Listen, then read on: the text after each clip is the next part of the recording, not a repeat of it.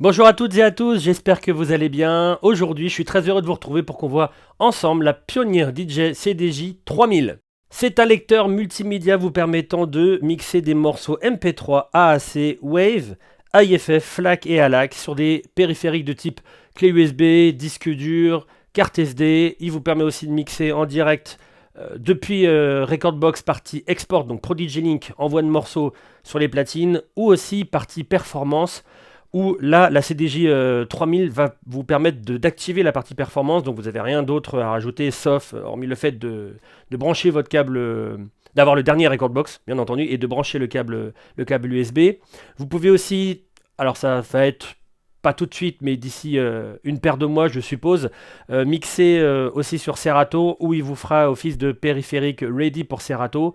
Attendez quand même que Pioneer vous l'annonce, mais voilà, c'est dans le domaine, ça va être dans le domaine du possible. Ce magnifique lecteur prendra place dans votre régie existante, bien entendu, ou sur une nouvelle régie, et on va s'attarder sur ce qu'il y a dans la boîte. Donc vous avez un petit manuel de prise en main rapide. Vous avez, on va le voir dans les connexions, mais un Schuko, une alimentation un peu spéciale, blocage, enfin que certains connaissent déjà pour la sécurité, pour éviter l'arrachement.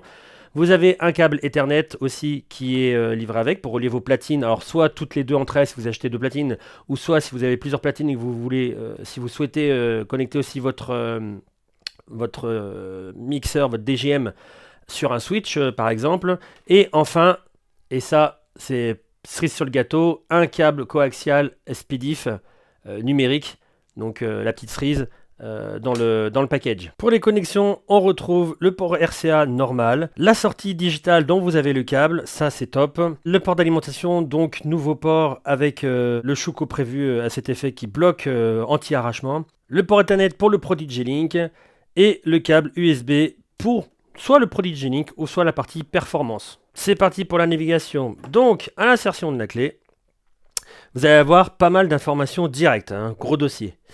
Premièrement, les infos sur la clé. Vous avez la taille totale, la place qui est encore de disponible, et surtout ce qui est important, on va le voir un petit peu après sur le partage de clés entre deux lecteurs, vous avez la possibilité de choisir une couleur pour le lecteur. Donc vous voyez, vous avez la couleur rouge là, et vous allez voir qu'on va voir la couleur aussi du morceau qui est en train d'être lu ici. Donc on sait très bien que le morceau qui est lu sur la platine vient de telle ou telle ou telle clé.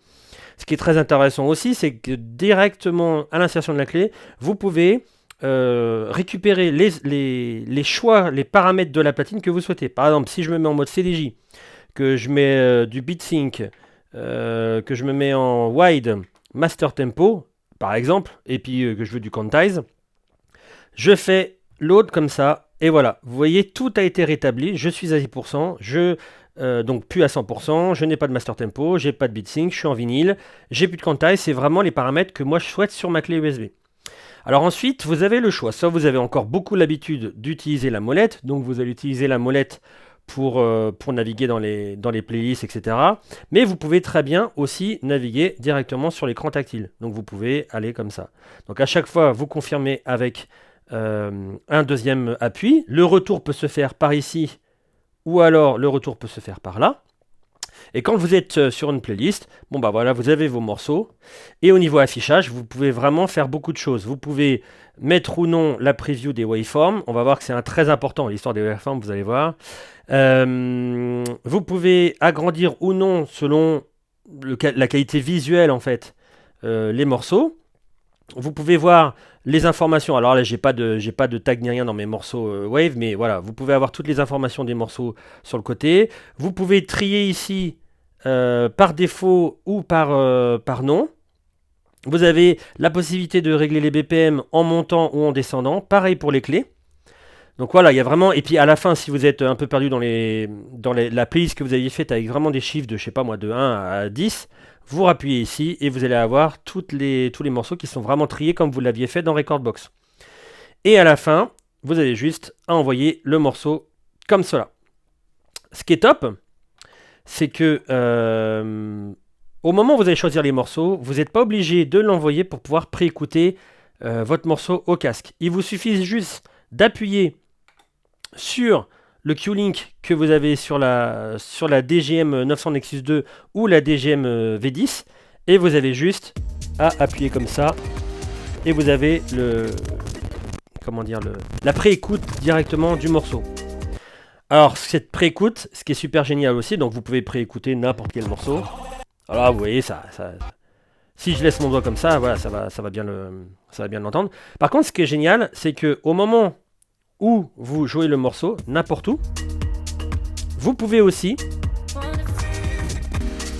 écouter le futur du morceau derrière, sans gêner la lecture. Ce que vous entendez là en ce moment, c'est le morceau en train de jouer, qui continue à être joué. Et là, ce que vous entendez, c'est ce que je suis en train de préécouter, sans perturber la lecture du morceau. Donc ça, c'est vraiment top. Donc vous pouvez très bien écouter le morceau de quelqu'un d'autre pendant qu'il est en train de jouer, il n'y a aucun souci, parce que si vous ne connaissez pas son morceau, vous pouvez écouter la suite et vous dire « Ah, je vais balancer ça à ce moment-là, etc. » Donc ça, c'est super top.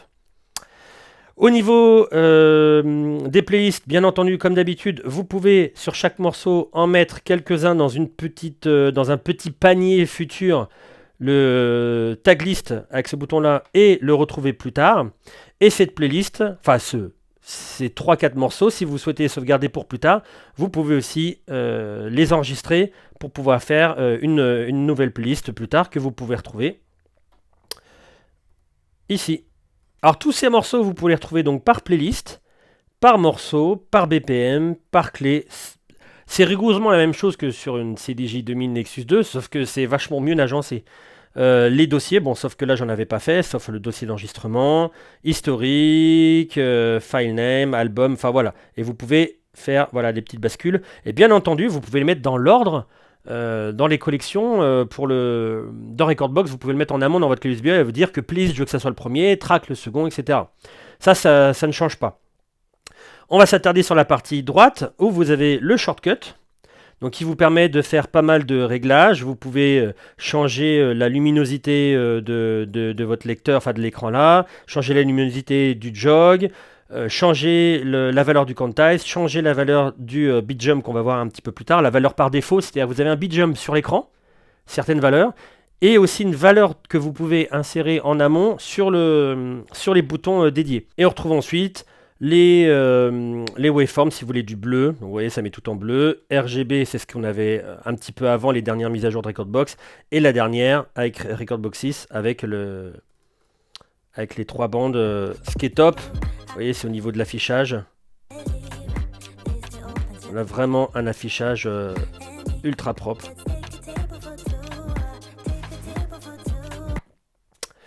Et bon, après, il y a les settings. Bon, ça, c'est un peu comme la CDJ Nexus 2.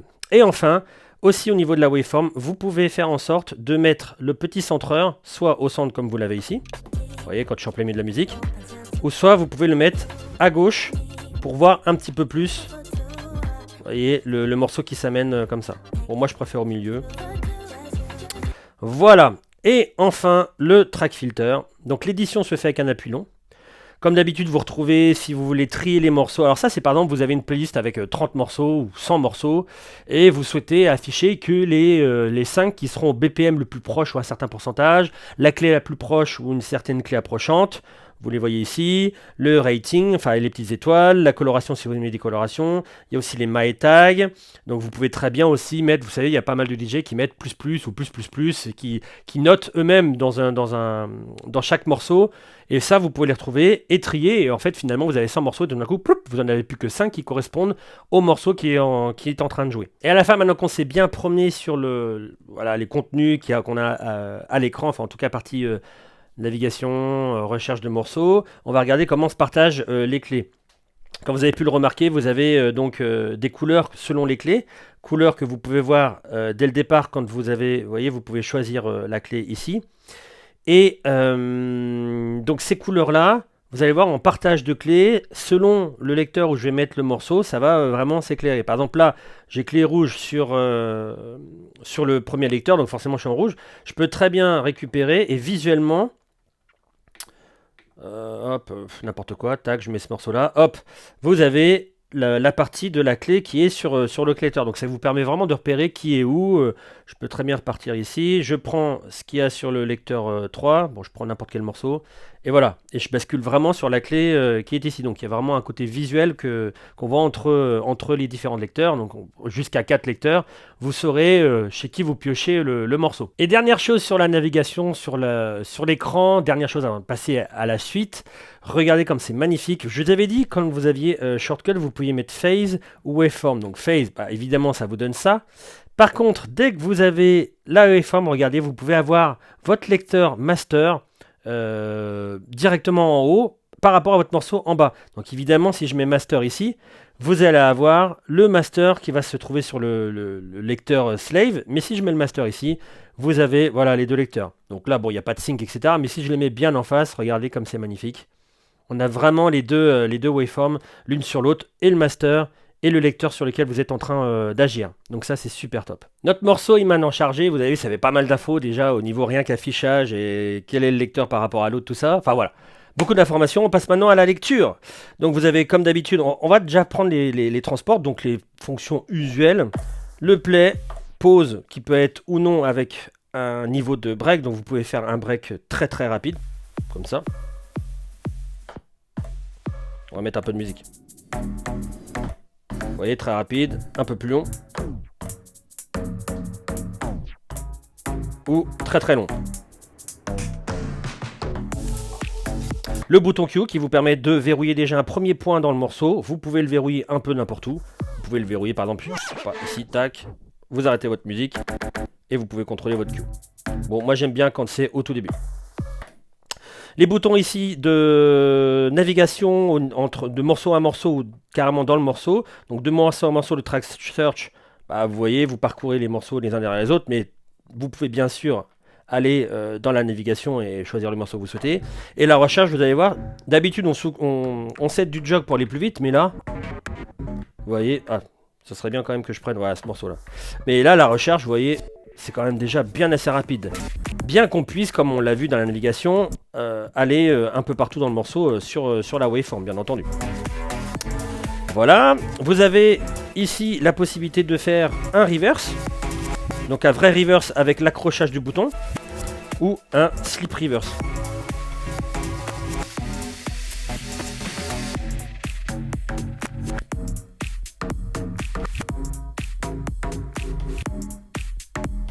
Voilà pour la fonction reverse. On remonte un petit peu, pour le slip mode et le quantize, vous pouvez voir, là je vais le montrer rapidement, mais vous pouvez voir vraiment la signification, si vous ne connaissez pas encore les termes, directement dans les tutos que j'ai mis au tout début de la vidéo. Donc slip mode vous permet de passer par-dessus la musique quand vous faites une action. Imaginons que vous faites un break, ici, et vous voulez retomber sur vos pattes quand vous vous remettez en lecture. Ce qui n'est pas le cas. Mais avec le slip mode,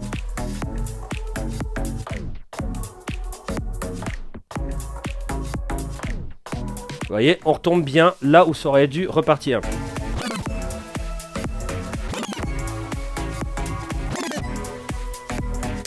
Et donc ça peut faire aussi pour des hauts Q, n'importe. Hein. Et ensuite, la fonction quantize vous permet d'accrocher à l'enregistrement et à la lecture par rapport à un quantize qui est donné, qu'on voit ici, que vous pouvez changer, on a vu dans les shortcuts. Et ça vous permet de coller un out Q, une boucle, sur la grid qui a été analysée sur le morceau. Donc à l'enregistrement et à la lecture. Plus de renseignements directement sur les liens que je vous ai donnés au début de la vidéo. On va passer sur le pitch. Donc le pitch est accompagné toujours comme d'hab, historiquement depuis un bon bout de temps, avec le master tempo, vous permettant de verrouiller la tonalité quand vous bougez le morceau. Sans, vous auriez ce genre de choses.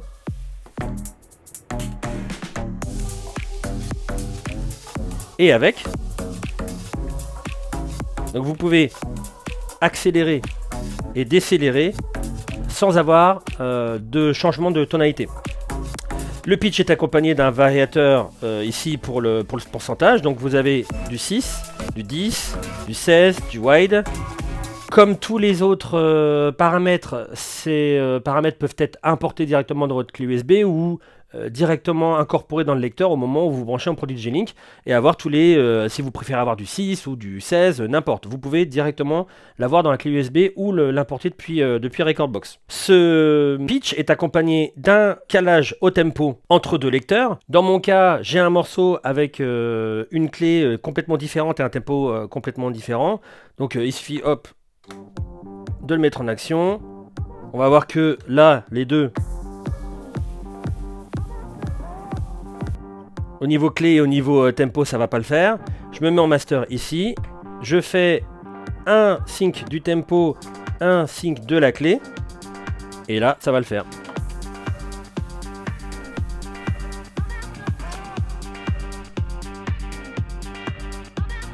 Ça va correspondre totalement.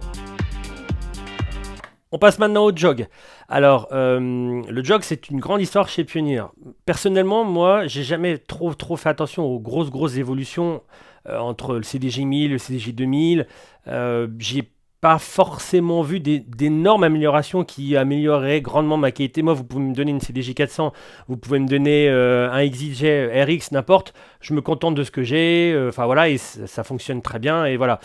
Après, c'est vrai que le gros jog donne vraiment des sensations différentes. Après, est-ce qu'il y a eu vraiment des améliorations? Je pourrais pas vous dire. J'ai pas eu vraiment de grandes sensations. Par contre, quand j'ai déballé, quand j'ai tourné même sans alimentation ni rien, le jog de la CDJ 3000, j'ai quand même vu une énorme différence. Là, j'ai vu vraiment une sensation différente et un confort vraiment différent. Cependant, en vidéo, je peux pas trop vous le montrer. C'est une sensation de glissement. Par contre, je peux vous faire écouter en audio et voilà ce que ça donne.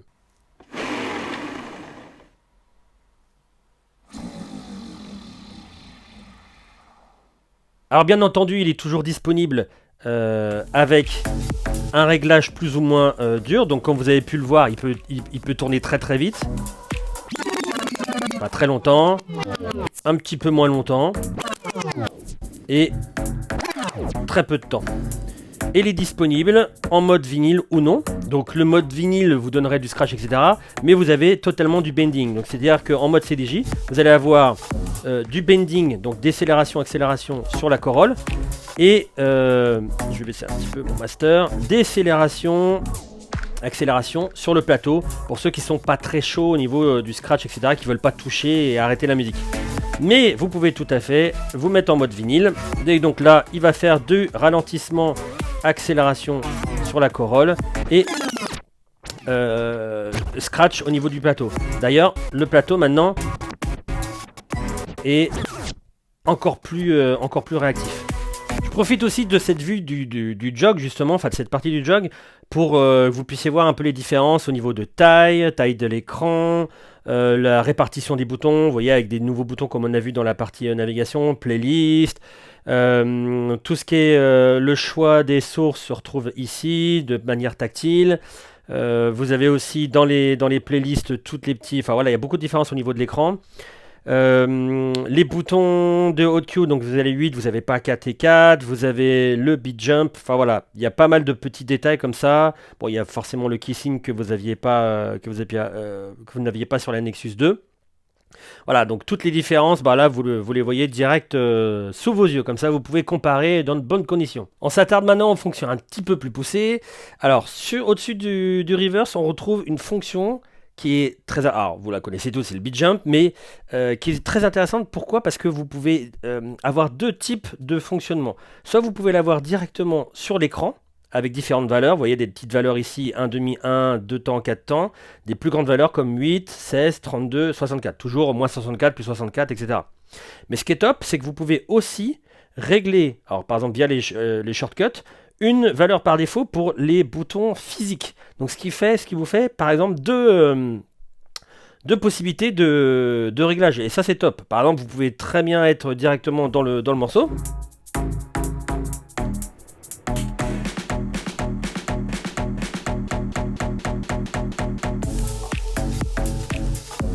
Avec des petites valeurs et avec des grosses valeurs.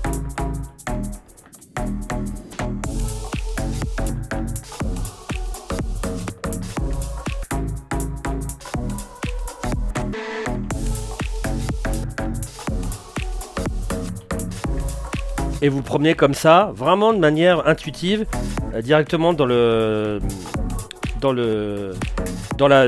waveform, dans le morceau, temps calme, temps fort, enfin vraiment faire des petites manipulations vraiment sympas. Ce qu'on retrouve aussi de manière tactile, c'est un key shift. On a vu qu'on pouvait régler des clés entre elles, entre deux morceaux, mais ce qui est top aussi, c'est que vous pouvez très bien changer les clés directement ici. Alors par exemple là, de but en blanc sur le morceau, mais c'est pas ce qu'il y a de plus intéressant. Le plus intéressant, c'est de le faire directement sur le morceau en lui-même. Un exemple.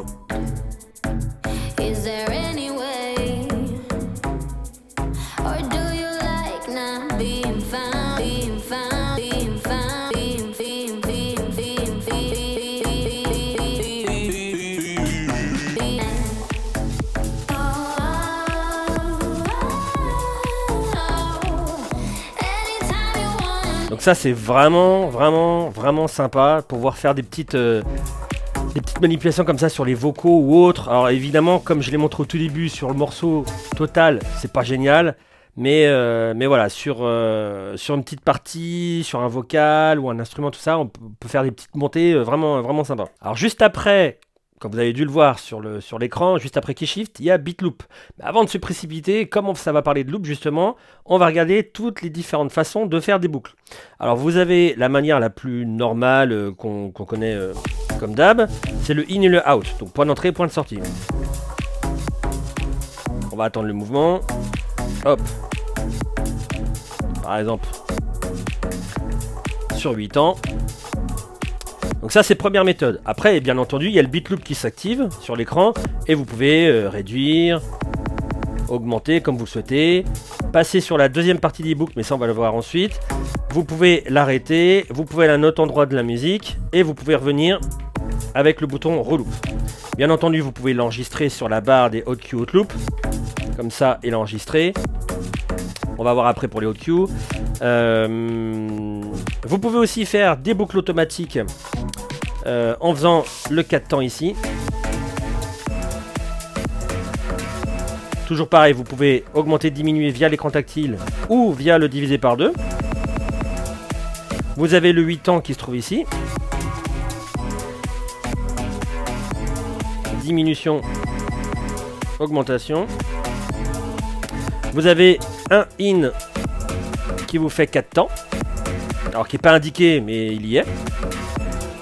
Et bien entendu vous pouvez aller directement, plutôt que d'appuyer là, vous pouvez appuyer sur Beat Loop ici. Alors une fois que ces loops elles sont faites, plusieurs choix. Comme je vous ai montré, vous pouvez les enregistrer, mais vous pouvez aussi, et ça c'est top, les balader avec le beat jump. C'est-à-dire que hors loop, vous pouvez vous balader avec le beat jump de 16 temps par exemple, ou le temps que vous avez défini là dans les shortcuts. Mais vous pouvez aussi très bien balader une boucle. Je sais pas moi, par exemple, admettons, on passe ici, on va faire 2 temps comme ça, et je peux me balader pendant que je suis en cours de... Donc je peux l'enregistrer, mais je peux me balader aussi.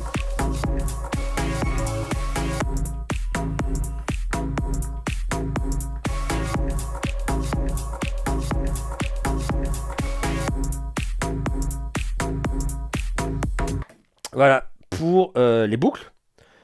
Et enfin, la deuxième partie du menu boucle. Alors vous avez vu, vous n'avez pas de deuxième partie pour le key fit. Pour le beat jump, vous en avez une deuxième parce qu'il y a les petits temps et les grands temps comme on a vu. Et le beat loop, vous avez des boucles un peu plus spéciales parce que vous voyez, vous avez du 3/4, du 3,5, du 3, du 5, du 6. Alors là, ça à prendre avec précaution et à s'entraîner avant parce que vous pouvez à la fois faire des choses super géniales, mais à la fois aussi des choses un peu étranges.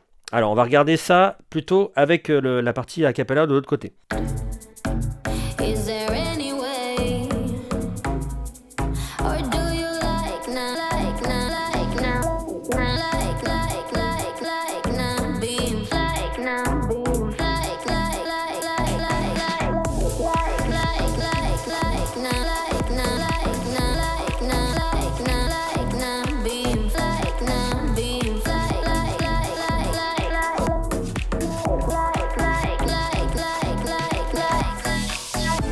Alors vous voyez un peu le délire. De temps en temps, ça peut faire un peu des temps sympas, mais voilà, ça va dépendre de votre morceau, de votre cap, de votre... Voilà, je sais pas.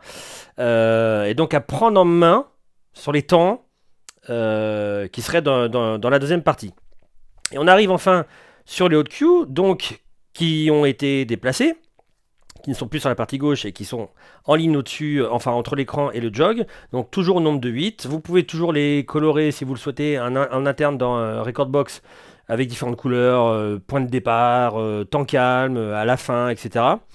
Et vous pouvez les enregistrer à la volée et vous pouvez bien entendu enregistrer aussi des boucles en même temps, c'est comme vous le souhaitez. Donc soit vous n'êtes pas en cours de boucle,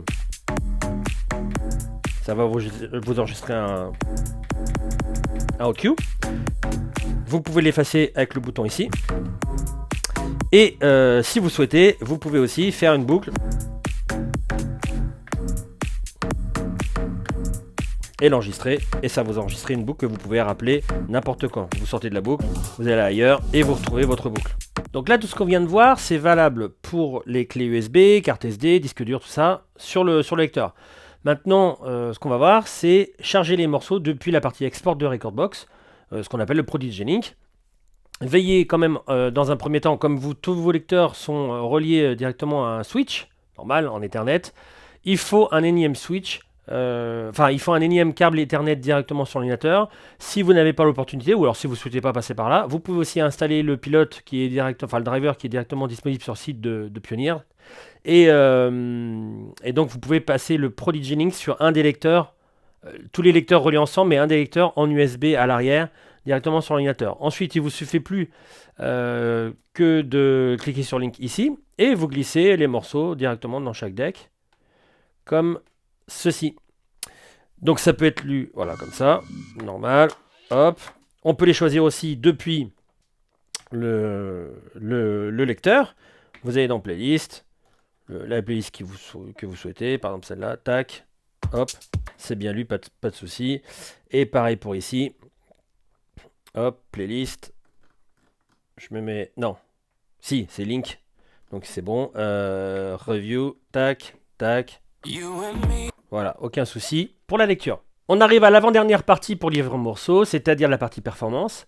Le branchement de la CDJ 3000 vous fait activation, déblocage, employez le mot que vous souhaitez de la partie performance, donc c'est totalement gratuit. Ensuite, vous pouvez guider. La seule chose que vous avez à retenir, c'est qu'il vous faut la dernière version de Recordbox, bien entendu, et un seul câble USB par platine et un câble USB pour... ça dépend si vous avez une table avec carte son ou non. Si vous avez une table à carte son, c'est quand même plus simple de passer par la carte son pour faire sortir le son de chaque deck. Là par exemple pour la vidéo, je suis passé par la platine, c'est vraiment au choix. Après c'est tout simple. Pour le choix de lecture sur le Recordbox partie performance, vous choisissez au lieu de la clé USB la partie ordinateur, vous faites 2 appuis, vous choisissez le deck. Donc là en l'occurrence comme je suis sur la voie 3, je vais utiliser le deck 3. Et ensuite, voilà, vous pouvez naviguer dans vos playlists. Où sont mes playlists? La voici, tac, vous prenez n'importe quel morceau. Hop. Ça fonctionne sans aucun souci. Dernière façon de mettre vos morceaux directement depuis les lecteurs. Si vous utilisez régulièrement votre iPhone, votre iPad ou un appareil Android pour utiliser vos playlists, tout ça, vous avez juste à le relier au même réseau. Vous lancez l'application, vous allez dans les paramètres pour le connecter au Prodigy Link. Ensuite, sur la platine, alors ça met quelques secondes. Voilà, sur la platine, vous voyez, source clignote, je choisis. Et là, vous allez pouvoir naviguer, donc à la fois dans l'iPad depuis hop. Depuis le lecteur, hop, aucun souci. Et je peux aussi, par exemple, naviguer ici, hop, hop. Donc cette partie-là, l'iPad peut être soit câblé en filaire. Là, pour aujourd'hui, je l'ai fait sans fil sur un routeur Wi-Fi. Et les morceaux, vous voyez, c'est des morceaux Wave envoyés depuis l'iPad. Il est où? Voilà, tac. Hop. Ah, forcément, si je le mets pas sur le bon. Hop là. Vous voyez, ça se lance. C'est du Wave. Bon, il y a quand même la petite barre de progression, mais ça se lance vraiment instantanément, c'est vraiment très agréable, même en Wi-Fi depuis l'iPad. Et voilà, c'est la fin de cette vidéo sur la Pioneer DJ CDJ 3000. Si vous avez des questions au sujet de ce produit, n'hésitez pas à les poser en bas de cette vidéo ou directement par mail ou sur Facebook, le mail leo@djsoft.fr. J'espère que vous avez aimé cette vidéo, j'espère que ça n'a pas été trop long et je vous dis au prochain contenu. Portez-vous bien tout le monde, ciao!